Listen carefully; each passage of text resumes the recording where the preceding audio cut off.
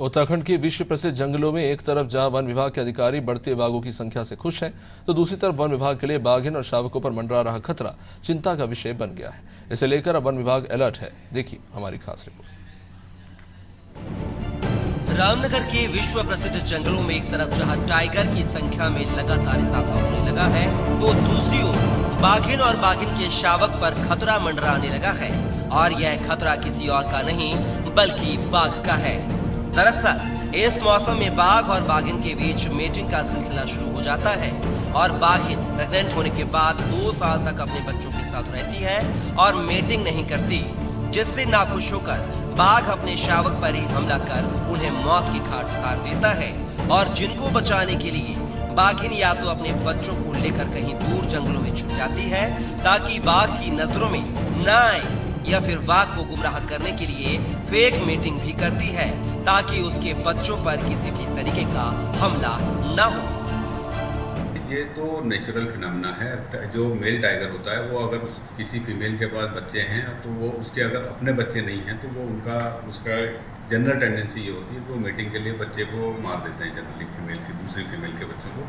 जिससे कि वो फीमेल दोबारा से मीटिंग के लिए तैयार हो पाए। तो ये उनकी एक नेचुरल प्रक्रिया है, ये ऐसा होता है नेचर में कि तो लेकिन जो माँ होती है, जो फीमेल है जिसके पास बच्चे हैं, वो भी इतना अवेयर होती है कि वो उसको अपने बच्चे को कोशिश करती है पूरी तरह से बचाने की। तो इस नेचर में इसी तरह से चलता है। ये नेचर का लॉ यही है कि माँ कोशिश करती है अपने बच्चों को बचाने की, और इसके लिए वो कई बार जो है टाइगर के साथ में, मेल टाइगर के साथ में जो है जिसको बोलते हैं हम लोग फेक मीटिंग भी कहते हैं उसको, फेक मीटिंग भी करती है, जिससे कि टाइगर ये समझे कि ये जो है हीट में है और ये इसके साथ मीटिंग करके वो अपना चला जाता है, फिर बच्चे की तरफ उसका ध्यान नहीं जाता। बाघ और बाघिन के इन्हीं संघर्ष के बीच अब जंगलों के रखवालों की जिम्मेदारी बढ़ गई है, क्योंकि जंगल के रखवालों को बाघ और बाघिन के साथ साथ शावकों की भी हिफाजत करनी होती है ताकि जंगलों में बाघों की संख्या में इजाफा हो और सैलानियों को आसानी से बाघों के दीदार हो जाए। इसी को लेकर वन विभाग अलर्ट पर है और इन बिग कैट फैमिली के सदस्यों की जान की हिफाजत के लिए बारीकी से नजरें बनाए हुए हैं। हमारा जो एरिया है इसमें जो तराई पश्चिमी का टोटल क्षेत्र है, इसमें हमारे पास अभी तक जो ऑफिशियली जो नंबर है वो लगभग 53 नंबर के संख्या है टाइगरों की, और उसमें से भी हमारे कुछ रेंजों में ज़्यादा हैं। जैसे उसमें हम फाटो की बात करें तो फाटो में काफ़ी टाइगर हैं, और बड़ी खुशी की बात यह है कि फाटो में हमारे पास इस समय 3 फीमेल ऐसी हैं जिसमें 2 के तो बच्चे हो गए हैं और एक की संभावना यह है कि कुछ समय में उसके बच्चे हो जाएंगे।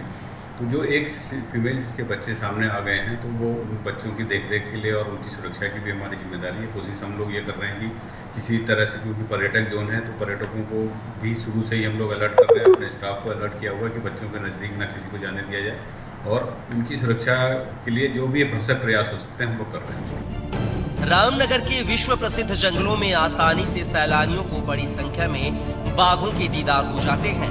लेकिन अब वक्त आ गया है कि छोटे छोटे बेबी टाइगर भी सैलानियों को जंगलों में खेलते कूदते दिखाई दें। हालांकि अब देखने वाली बात होगी कि वन विभाग के सामने जो चुनौती है उस चुनौती को विभाग कैसे पूरा करता है और बाघ के मैड्रिड खतरों से शावकों की किस तरीके से रक्षा करता है। रामनगर से अनादि टीवी के लिए अजहर मलिक की रिपोर्ट।